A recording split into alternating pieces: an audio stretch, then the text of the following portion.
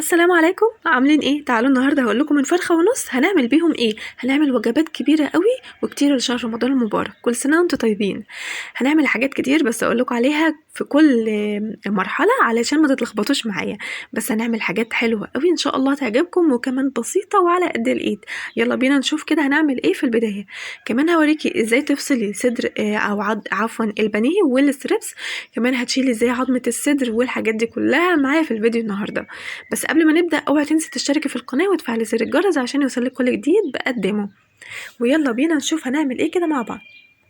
زي ما اتفقنا هنشيل كده الأجنحة ونحطها على جنب. كمان هبدأ دلوقتي أفصل الرقبة زي ما انتوا شايفين، هاخدها كده من سلسلة الظهر لحد ما أخلصها لحد فوق. بعد كده هبدأ اخد الصدر وهبدأ اوريكم ازاي نطلع العظمة دي. في البداية كده اوعوا تنسوا الصلاة على الرسول الكريم، اللهم صل وسلم وبارك على سيدنا محمد وعلى اله وصحبه اجمعين. طبعا سبحان الله كل حاجة متقسمة، فربنا اللي مقسمها عندنا كده في قطعة او حتة لونها ابيض احنا بنقسم من عندها. تمام، يعني ما فيهاش اي صعوبة. وببدأ اخد من تحت الجناح بالشكل دوت. وزي ما اتفقنا ان انا هاخد كمان عظمة الصدر هعملها وجبة لوحدها، فهخلي فيها قطعة من اللحم. تمام، فأنا دلوقتي هبدأ أخرجها زي ما انتوا شايفين كده. شوفوا فتحت أول جزء بالشكل دوت، وهبدأ أخد الناحية التانية وهبدأ أفتحها بنفس الطريقة.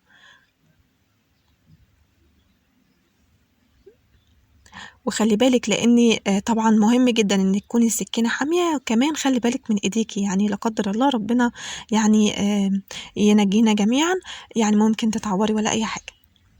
بعد كده بعد ما فصلتهم كده من الجنبين ببدأ اخد بقى الجزء اللي من فوق، ودي اسهل حاجة. ببدأ كده يعني افتحها بايدي وبضغط عليها لتحت، بمسك العظمة وبضغط على اللحم لتحت وبيتفتح معايا بكل سهولة.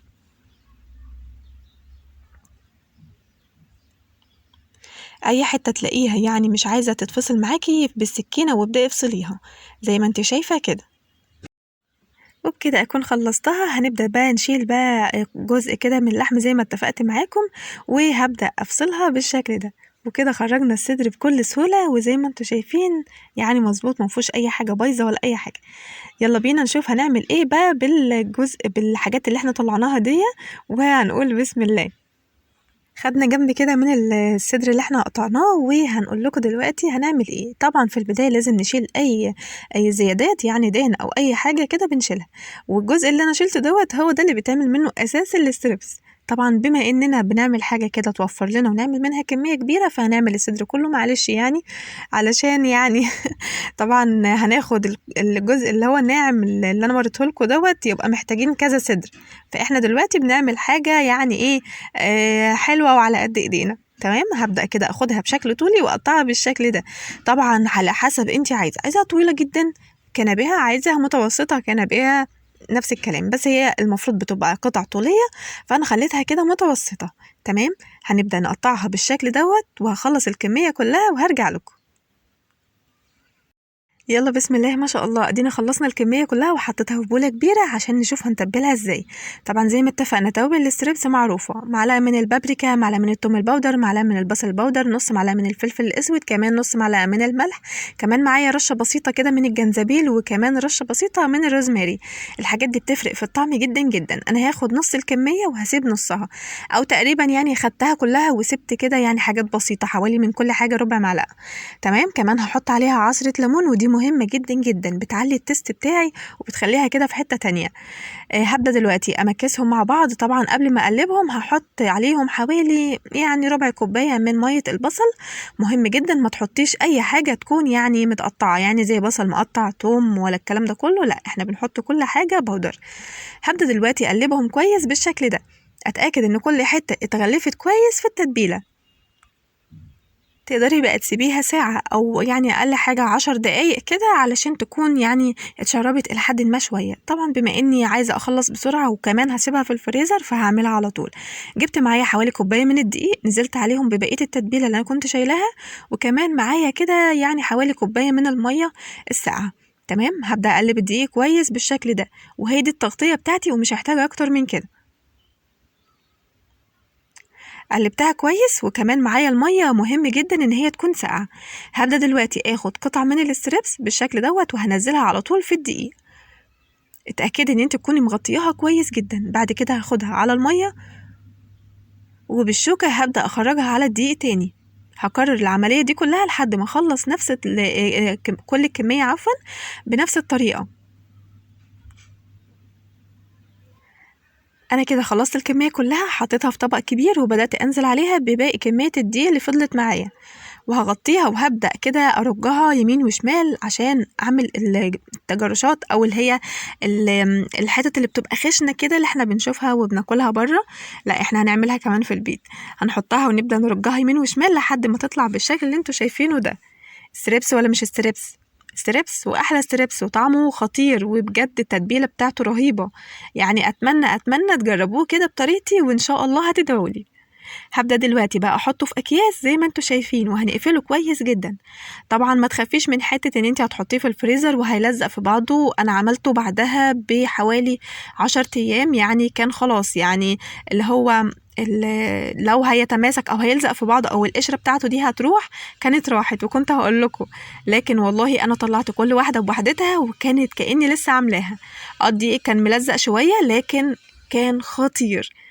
هنيجي دلوقتي للوصفة التانية وهي البانيه. هقول لكم كمان ازاي تقطعوه، انا وريتكم ازاي تخلوا الصدر ومش هنعملها تاني عشان وقت الفيديو. خرجنا كده الجزء اللي هو بيبقى من تحت اللي هو الناعم زي ما قلنا اللي هو بيتعمل منه ستريبس، وهبدأ دلوقتي أشيل الزيادات اللي موجودة دي. بعد كده هجيبها وبإيدي هضغط ضغطة جامدة جدا زي ما انتوا شايفين، وخلي بالك من إيدك أحسن يعني لا قدر الله تتعوري.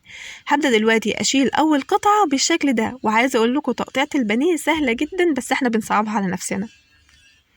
هنقطعه بنفس الطريقة زي ما انتوا شايفين، شكله كيوت وقمر اهو. هنخلص الكمية كلها بنفس الطريقة، هتحطي ايديكي وتضغطي كويس جدا وخلي بالك زي ما اتفقنا، وهنبدأ نقطعها. وخلي بالك انت هتحسي ان انت يعني مش بتقطعي او تحسي ان انت يعني كده، لا هي بتتقطع معاكي بكل بساطة، بس مهم زي ما اتفقنا تكون السكينة حامية. هنقطع التانية بنفس الطريقة. انا هعمل جزئين بانيه لاننا بنحب البانيه جدا. نيجي بقى للتتبيلة بتاعتنا وهي أبسط تتبيلة على الإطلاق. معايا معلقة من التوم البودر، معلقة من البصل البودر، كمان معايا ربع معلقة من الروزماري، وكمان معلقة من الملح، ومعلقة صغيرة من الفلفل الأسود. وهي دي التتبيلة بتاعتنا. طبعا هنحط شوية إضافات كده عشان تديه طعم ونكهة مهمين جدا. مية بصل زي ما اتفقنا وعملته معاكم قبل كده ان احنا مش بنحط بصل يا جماعة متقطع. الناس تيجي تقول الكفر او التغطية بتاعتنا بتبقى فيها فراغات او يعني بتتفروت كده وبتتقطع وانا بحمرها. لا تعالوا اعملوا بطريقتي والله مش هتندموا. هنقلب الكلام ده كويس جدا. وبعد كده انا على فكرة حطيت لا ما حطيتش ليمون هنا، معلش لا ما حطيتش ليمون في البانيه. بعد كده هنحط بقى قطع البانيه بتاعتنا وهنبدأ نقلبها كويس جدا. طبعا ما فيش اسهل من كده، يعني والله ما فيش اسهل من كده. يلا قلبناها كويس كده. هبدأ اجيب بيضة واحدة بالعدد، والله بيضة واحدة بس هنحطها وهنبدأ نقلب كويس. وتأكدي ان البيضة دي هتغنيكي وهتبقى يعني قامت بالواجب وزيادة. يلا قلبي كويس جدا. طبعا احنا حاطين فلفل اسود وحاطين بصل، يعني مستحيل تشم زفارة في الوقت ده. هنقلبها كويس جدا بالشكل كده. ونجهز بقى التغطية بتاعتنا وهي عبارة عن كوباية من الدقيق، كمان عليهم كوباية من عفوا طبق تاني يعني في كوباية من الفيجيتار. خدنا البانيه بتاعنا وهبدأ دلوقتي احطه في الدقيق. هنغطيه كويس جدا وهحطه على جنب بالشكل ده. يلا خلصنا الكمية كلها بالشكل ده. فاكرين الطبق اللي كان فيه التتبيلة والبيض؟ ايوه هو ده. هنحط عليه نص كوباية من المية، هنقلبه كويس، وبعد كده هو ده اللي هنحط فيه طبقة الدقيق تاني وننزله على الفيجيتار. والله يعني اعملوا بس طريقتي وهتدعولي. تمام قلبناه. وهبدأ دلوقتي اخد قطعة من البانيه اللي انا كنت حطاها في الدقيق قبل كده، هنحطها في الخليط اللي احنا عملناه دوت. ومش هنحط ملح تاني لان الفيجيتار يعني كده فيه الملح بتاعه، والدقيق كنا حاطين له ملح. تمام. هبدأ اخده كده في السائل دوت وهبدأ احطه على الفيجيتار، وهخلص الكمية كلها بنفس الطريقة. خلصت الكمية كلها بالشكل ده. هبدأ بقى احطها في طبق فل زي ما انتوا شايفين. زي ما اتفقنا هنشيلهم في التلاجة لرمضان، فلازم نحطها ونكيسها كويس جدا. انا هحط كده طبقتين او قطعتين، وببدأ اجيب كيس بقطعه بشكل طولي بالشكل دوت، وببدأ احطه على القطع وابدأ احط قطع تانية فوقيها. المرحلة دي مهمة جدا جدا لان البانيه غير الستريبس، البانيه ممكن يلزق معاكي بكل بساطة. هبدأ احط كمان عليه رشة من الدقيق احتياطي علشان لو حبيت كده يعني او حب يشرب شوية كده ويبقى عطشان يعني لاقي شوية دقيق. المهم يا جماعة ببدأ احط كده طبقات زي ما انتوا شايفين. انا كنت هخليه كده واحط طبق تاني بس قلت لا نحطهم كلهم مرة واحدة وان شاء الله يعني نبقى نخرجه كله مرة واحدة. هنخلص الكمية كلها بنفس الطريقة وبنفس التكنيك. مهم جدا هعيد عليكي تاني الكيس بين الطبقات بالشكل ده. حطيناه في الطبق وكيسناه كويس وقفلناه من الجنبين كويس جدا. بس كده خلصنا الطبق التاني ويلا بينا على اللي بعد كده. الوجبة التالتة معانا وهي بسميها الفتافيت. الفتافيت اللي بتبقى طالعة من البانيه والفتافيت اللي بتبقى طالعة كده من الفرخة نفسها اللي هي الدبابيس وبقية الورك. فدي أنا باخدها بصراحة بحب أقطعها قطع يعني متوسطة، يعني مش متوسطة، أخليها قطع صغيرة. أيوة قطع صغيرة علشان بشويها على الفحم وبتبقى مستوية وحلوة جدا، يعني حلوة حلاوة مش قادرة أقول لكم. ببدأ كده الدبوسة دي ببدأ أقسمها نصين. تمام. باخدها نصين وكمان القطعة اللي هي بقية الورك برضو بقسمها نصين وابدأ اخليها قطع يعني لحد ما صغيرة. تمام. ليه بعملها صغيرة؟ علشان بنحبها مشوية، بتبقى القطعة كده محندقة في نفسها وفي نفس الوقت يعني بتستوي بسرعة. هبدأ اخدها دلوقتي واحطها في البولة. بس هحط الاول التتبيلة وهي عبارة عن بصل يعني متقطع ناعم، كمان احط عليه حوالي ليمونة. التوابل بتاعتي عبارة عن روزماري، زعتر، وكمان معلقة صغيرة من الفلفل الاسود، ودي هي التتبيلة بتاعتي. يعني بيتهيألي والله مفيش اسهل من كده، كل حاجة سهلة ومتوفرة وبسيطة جدا. كمان هنزل عليها بمعلقة من الملح وكمان معلقة من البصل البودر ونص معلقة من الثوم البودر. حلو الكلام، حلو الكلام. كمان هننزل بشوية كده من البابريكا ودي مهمة جدا، هتخلي لون الفراخ في حتة تانية. هنبدأ نمكسهم بالشكل دوت وأتأكد إن كل حاجة اتقلبت كويس، وعشان أتأكد من كده لازم أحط عليها ربع كوباية من المية. مش هنكتر في المية يا جماعة لأننا هنشيلها في الفريزر ومش عايزينها تخر مية من كل حتة، يعني أرجوكم. يلا بينا قلبناها كويس. هبدأ دلوقتي هنزل بقطع الفراخ اللي هي للشوي وهبدأ أقلبهم كويس جدا. طبعا لو انت هتعمليها في نفس اليوم يفضل تسيبيها على الأقل ساعة. هتشيليها في الفريزر زي ما انا عملتها، انا خلصتها كده تقليب وحطيتها على طول، كيستها وشلتها على طول. تمام. فانا كده عملتها بالشكل اللي انتوا شايفينه، قلبتها كويس جدا. كمان نسيت اقول لكم ان انا حطيت عليها حوالي نص ليمونه كامله، يعني عصرتها كده وحطيت عليها نص ليمونه. كمان نسيت اقول لكم او ما جاتش في التصوير، حطيت عليها حوالي معلقتين 3 من الزيت. هجيب كيس تلاجة وهحطه في الطبق اللي انا هحط فيه. زي ما اتفقنا انا حاطه لها سوائل فلازم احط كيس في البدايه. هرص كده الوجبه بتاعتي بالشكل ده. طبعا عشان الكميه مش قليله هحطها على طبقين. يلا كيسناها وخلصناها ويلا بينا على الفريزر، برضه هنشيلها. يلا بينا نشوف اللي بعد كده.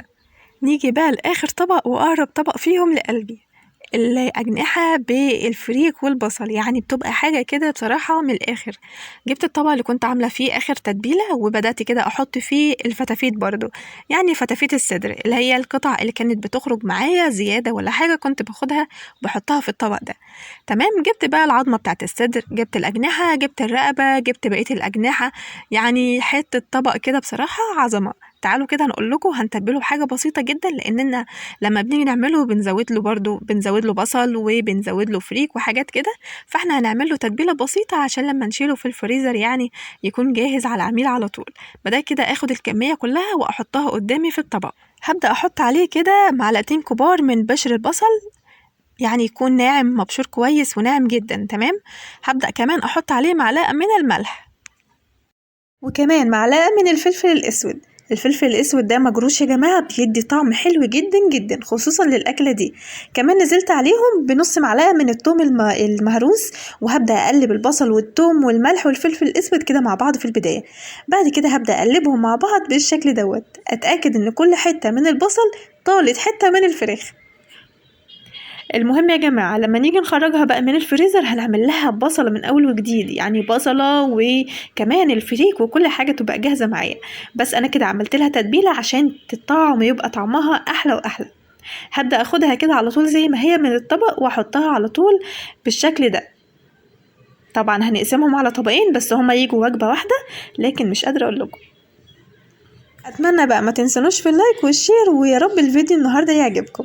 بس كده خلصنا الكمية كلها، وبجد حاجة عظمة. شوفوا عملنا كام طبق من فرخة ونص، يعني شوفوا الكمية بسم الله ما شاء الله. عملنا طبقين من الستريبس، يعني أوزان كبيرة على فكرة، وكمان عملنا 2 طبقين من الفراخ المشوية، كمان طبقين من الأجنحة، وطبق كبير من البانيه. وكمان هستنى تعليقاتكم ولايكاتكم الحلوة اللي بتفرحني جدا. بجد شكرا لكل الناس اللي بتدعمني حتى لو بكلمة طيبة أو حتى لو بلايك. شكرا ليكم يا أحلى ناس، وأشوفكم على خير وسلام.